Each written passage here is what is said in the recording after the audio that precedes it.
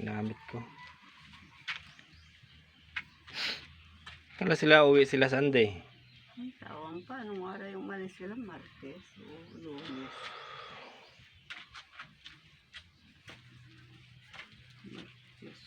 Martes? Malis na sila rito? Sobra init to, grabe. Aga-agang init na. Yan guys, yan. Dito na ako sa bahay namin. Sa bahay ng mother ko. Ayan. Yan, namasyal na ako dito. Ayan. Init. Check natin yung bahay nila. Wow. Ayan. Kalat yung bahay nila. Ayan, may duyan pa. Ayan. Yung bahay ni mother ko. Ayan. Oh, ayan pala si mother ko. Hi ka.